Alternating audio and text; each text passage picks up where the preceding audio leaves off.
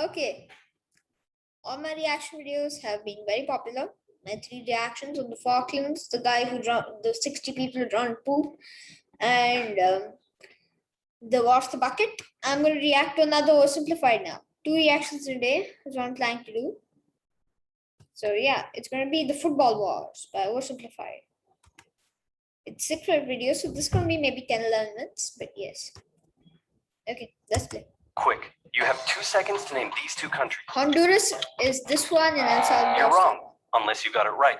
Then good job. They are, of course, Honduras and El Salvador. One thing these 2 countries have in common is being fanatic about football. That's true. Or if you're a freedom-loving patriot, soccer. But do they love it so much they would go to war over it? You bet they would, and that is no bueno. No bueno.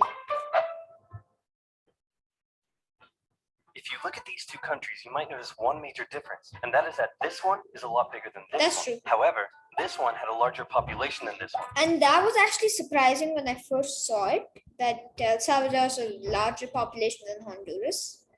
Because I originally thought that Honduras was, if it's bigger, the more population. Before like 4 or 5 months ago, then I figured El Salvador had a bigger population than Honduras, and link to the original video in the description below. Made up mostly of farmers, and there wasn't enough land for them to live and work on. So they started moving from El Salvador to Honduras in search of land. And by the 1960s, a huge number of illegal immigrants had crossed over the border.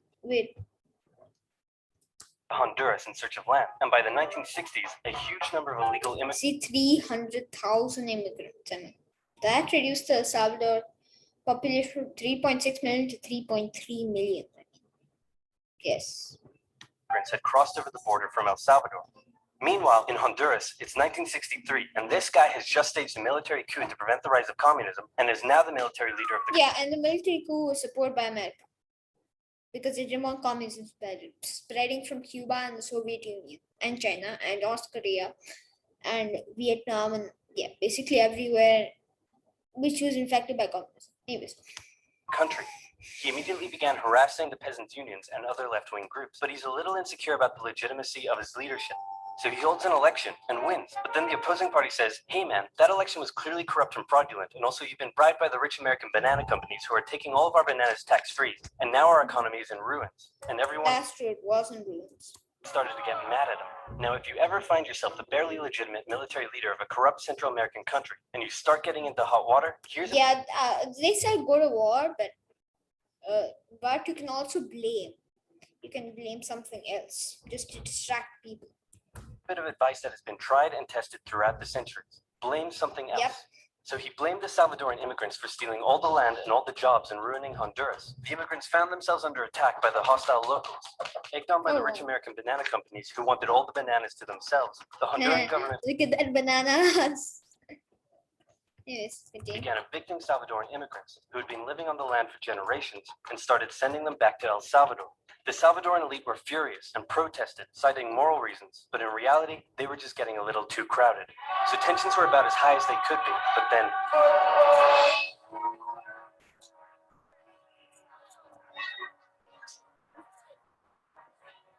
It's the 1970 World Cup qualifiers, and both countries finished top of their qualifying table, so it was now time for them to play against each other in a series of matches. The first match took place in Honduras. The night before the game— And if that happens, I mean, pretty much, El Salvador is going to lose.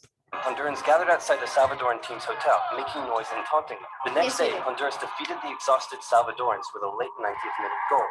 After the match, a young a late goal, but if it's a late goal, then Salvadorians weren't actually that exhausted. If it was that late. Defeated the exhausted Salvadorans with a late 90th minute goal. After the match, a young Salvadoran fan, unable to bear her country's defeat, shot herself. Wow. Disturbingly, the Salvadoran government glorified the incident and made her into a national hero. And all the time they say the same thing in the press. Filtered text, don't read. I'm going to copy and paste it is a second. Okay, here we go ahead. Okay, that's it. Just keeps saying that just so that they don't really need to Fans write in brought pictures of her newspaper. to the stadium. Emotions were running high as the next match took place in El Salvador. Yep. And this time, the tables were turned. The Hondurans had to endure a sleepless night in their hotel. And the next day, before the match started, instead of the Honduran flag, Wow, it's almost like the Hondurans just surrendered and didn't even want to raise their flag. Salvadorans raised a dirty rag. So great job at reducing tensions. El Salvador won decisively over the exhausted Hondurans. While spectators battled in the stands, Team Honduras fled home in a bulletproof bus with rocks being thrown at them, and the Honduran coach reportedly told his players that they were lucky they lost. In response they to were the lucky defeat, they Hondurans lost. began terrorizing the Salvadoran settlers even more, in some cases reportedly throwing them off their land and burning down their homes, and the immigrants began fleeing back to El Salvador. The final game in Mexico would decide who went to the World Cup. It was close, but El Salvador came out victorious, knocking Honduras out of the tournament. The atmosphere is riotous, literally, and back in Honduras, attacks on the Salvadoran immigrants further increased. This was too much for El Salvador to bear. With its people under attack and an unmanageable refugee crisis on its hands, El Salvador severed all diplomatic ties with Honduras and declared war. The football war is also known as the 100 Hours War, because that's how long it lasted, making it one of the shortest wars in history. El Salvador started by carrying out air raids on strategic locations within Honduras, including Toncontin International Airport, which prevented the Honduran Air Force from getting it. And one more thing, the plane would have exploded if it actually split in half. Into the sky. Then, with their superior army, they began an invasion along two major roads. The only reason they are superior armies is because they had a superior population. And the more population you have, the bigger army you have. I can give you an example from late medieval history.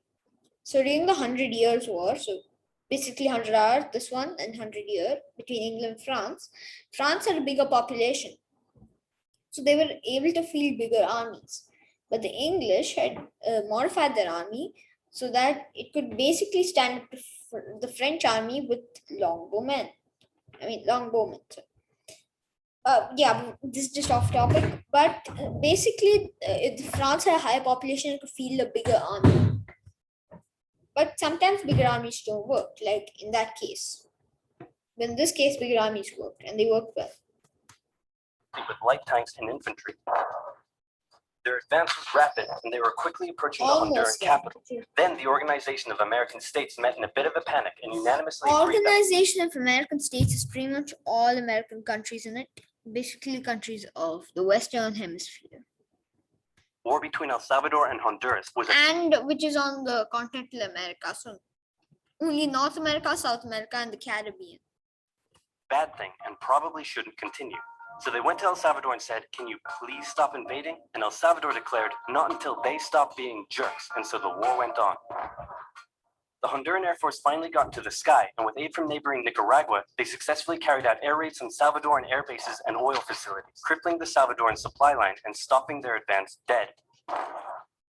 Caught in a bit of a stalemate, the situation was no longer advantageous to El Salvador. So when the Organization of American States once again asked them to stop and agreed to ensure the safety of the Salvadoran immigrants, El Salvador relented, and a ceasefire was organized on the 18th of July. Then the OAS said, "Can you now please withdraw your troops from Honduras? No, please, no, please, no, please, no. Do it now, please." With Salvador relented, once stalemate, the situation. I mean, it makes sense that they shouldn't, and the Organization of American States should just let them have all of this land, I don't know why I'm siding with El Salvador, but I think they should get all of this land. I mean, if they want to manage the refugee crisis, they need this. That's why if you want to prevent further war, you should give them this. Was no longer advantageous to El Salvador. So when the organization sanction you. Actually, please, no, please, no, please, no. Do it or we'll sanction you.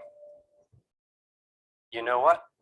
Just for you, I'll do it. So El Salvador pulled its troops out of Honduras on the 2nd of August, and with casualties in the thousands, the war was over. The economies of both nations were damaged by the war, and El Salvador didn't have the capability to take care of all the returning immigrants, a crisis that eventually helped cause a civil war. The war left behind land and border disputes, some of which are still a cause of tension to this day. El Salvador went on to play in the World Cup, but lost every match they played and didn't make it past the group stage. So in the end, nobody achieved anything, and there were no winners. except for this guy. And the American Banana Company.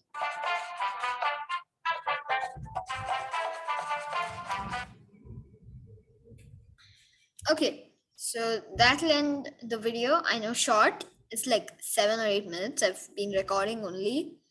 But I mean, who would think there'll be a war about football? Anyways, so I'll leave the link to the original video in the description. Hit the like and subscribe button, and see you tomorrow for the next episode. Bye.